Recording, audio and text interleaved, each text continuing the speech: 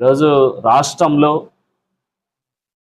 మతాలను అడ్డం పెట్టుకొని ఘర్షణలకు వైసీపీ పార్టీ కుట్ర చేస్తుందనే ఈరోజు మీ అందరికీ తెలియజేయాలి. ఆంధ్రప్రదేశ్లో క్రైస్తవులను రెచ్చగొట్టి మత ఘర్షణలు సృష్టించి తీవ్రమైన కుట్ర ఈరోజు వైసీపీ పార్టీ చేస్తుంది. అలాగే ముఖ్యంగా ఇది క్రైస్తవుల్లో ఒక యాంటీనెస్ తీసుకురావాలని ఈరోజు ముఖ్యంగా పవన్ కళ్యాణ్ గారిని టార్గెట్ చేస్తూ ఏలూరులో జరిగినటువంటి దళిత క్రైస్తవ శంఖారావంలో సభలో దళితుల సంక్షేమం గురించి మాట్లాడకుండా కేవలం పవన్ కళ్యాణ్ గారిని అసభ్యకరమైన భాషతో విమర్శించడాన్ని మేము పోలవరం నియోజకవర్గం నుంచి తీవ్రంగా ఖండిస్తున్నాం. ఈరోజు ప్రత్యేకించి రావణ్కి ఖచ్చితంగా వైసీపీ మద్దతు ఉందనేది దీంట్లో స్పష్టంగా అర్థమవుతుంది. పోక్సో కేసులో అరెస్ట్ అయినటువంటి రావణ్ వెనుక వైసీపీ హస్తం ఖచ్చితంగా ఉంది. అతనికి వైసీపీ మీడియా ద్వారాగా న్యాయం జరుగుతుందనేది మేము స్పష్టంగా తెలియజేస్తున్నాం.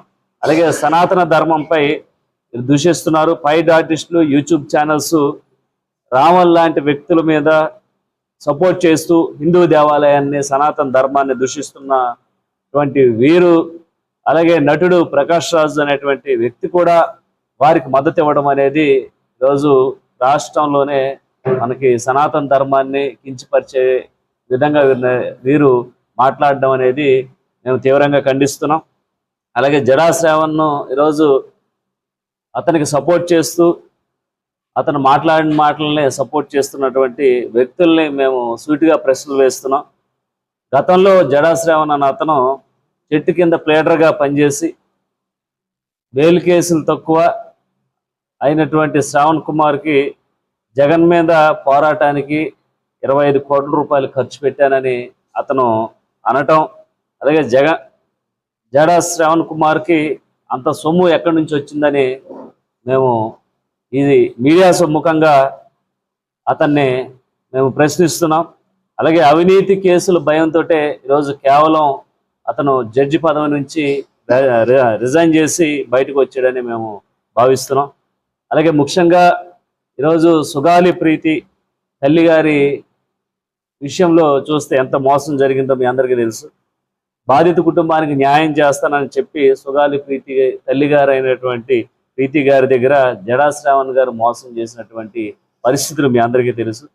ఇలాగా ఈరోజు ఏదైతే ఆంధ్రప్రదేశ్లో క్రైస్తవులు రెచ్చగొట్టి మత ఘర్షణలు రేపేందుకు అంతర్జాతీయటువంటి ఫండింగ్ ఎవరికి అందుతుందో అనేక కోణాల్లో కూడా విచారణ చేయాల్సిన ఆవశ్యకత ఈరోజు రాష్ట్రంలో ఏర్పడింది. మతాలని వారి యొక్క ఏదైతే సనాతన ధర్మాన్ని ఈరోజు ప్రజల్లోకి వ్యతిరేకంగా తీసుకొస్తూ అటు క్రిస్టియానిటీని ఇటు హిందువులని ఇద్దరికి మత ఘర్షణలు రేపే విధంగా ఈరోజు దళిత క్రైస్తవులు అనేటువంటి పేరుతో గత వారం రోజుల నుంచి కూడా పవన్ కళ్యాణ్ గారిని టార్గెట్ చేస్తూ జనసేన పార్టీని టార్గెట్ చేస్తున్నటువంటి ఈ కార్యక్రమాలని ప్రజలందరూ కూడా గుర్తించాలి. ఇలాంటి వారికి ఖచ్చితంగా ఇలాంటి ఏదైతే మత విద్వేషాలు రెచ్చగొట్టేటువంటి వ్యక్తులకి ఖచ్చితంగా వైసీపీ పార్టీ అండదండలు పుష్కలంగా ఉన్నాయని మేము తెలియజేస్తున్నాం. అలాగే ప్రజలందరూ కూడా